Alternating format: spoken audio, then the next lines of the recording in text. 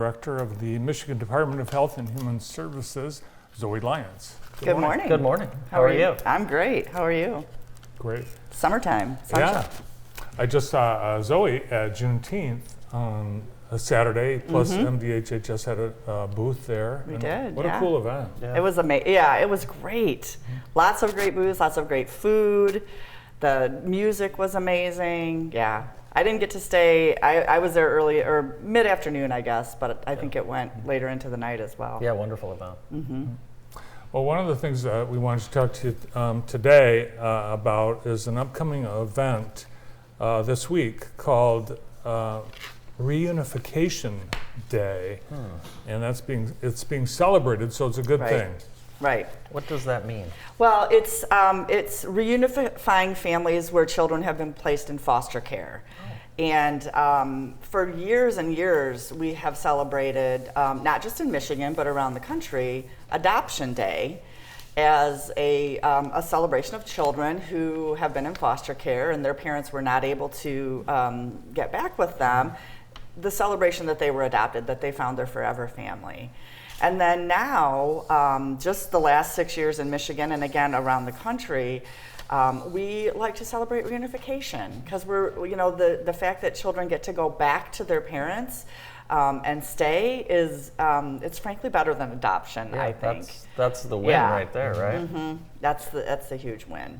Yeah, you saw like over the last few years at the border, all the kids being ripped out of the arms of their parents. It gives us an idea, really, of how important it is that reuniting, right? Yeah. Right. Right. Yeah. Typically, when children are removed, it's not as dramatic as that. But it's hard. It's very hard, and it's interesting because children, as they get a little bit older, they understand that their parents maybe can't do it right now, but they always want to go back to their parents. I mean, I've been in this work for 33 years, and one or two times where a child says, "I can't go back. I don't want to go back," because our parents mean the world to us. They are the people who are with us from the moment we're born, and that's where children should be. And the MDHHS is devoted to this, keeping kids and families together. It's so important. Right. And safe is the thing, right? Because we don't remove children if they're safe. And so last resort. Last resort, absolutely last resort. We're working really hard to create lots of support and services and spaces to help parents so that removal never has to happen. But if it does, then the work that is immediately moved toward how can we get them home and when can we get them home. Last year, over 2,000 families in Michigan. That's pretty cool. Right, right. So this year in Jackson, we're compiling our list of the families who have had reunification in the last year, and we're going to do something special for those families. And we're not sure exactly what that is yet. I'm going to get together with my team and say, what might the families like? It might just be, a letter or a card from me with some signatures of my team on it that says we're just so proud of you. Yeah. And keep up the great work, and good to see that this has been successful for you. And there will be families celebrating in Lansing on the 23rd. Yes. And there's a luncheon and program. On the lawn of the Capitol, yeah. Lots of groups coming together to help celebrate that across the state. So really, and I think Wayne County, they're focusing on some Wayne County families. So each year there's a different family that's involved, and so yeah, looking forward to that. Recently announced was the Keep Kids Safe agenda. Talk a little bit about that mission. Yeah, so there's lots of different things that we're working on. From when a call gets made to centralized intake and how the decision is made to assign that. So we now in Jackson sometimes get an assignment that goes straight to Children's Protective Services, but sometimes it says, this isn't Children's Protective Services, but maybe there's some support, and it will get assigned to us as a prevention case, so a little bit different.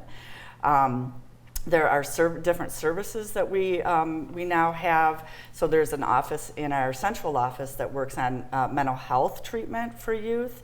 And so we team with them on a regular basis. When we have kids who might need a hospital bed for mental health treatment, but we can't find that. We have a team now that helps us so that we don't have to linger so long. Substance abuse services, we're working on getting those at higher rates. And then something that's really exciting, they're piloting right now, putting a assistance payments worker actually with a children's services unit. And that assistance payments worker, you might remember, they do Medicaid, food assistance, utilities. And so the two people will work side by side to make sure that the family that we're working with gets what they need.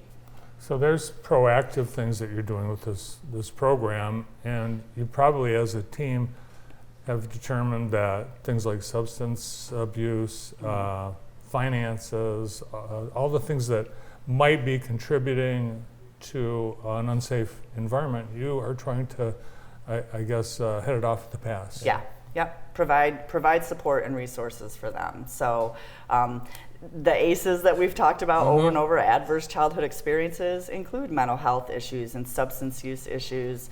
And so if we can get in early and help people get treatment for those, then kids can stay safe in their home and not ever be removed. So I think we're glad to have Zoe here in Jackson.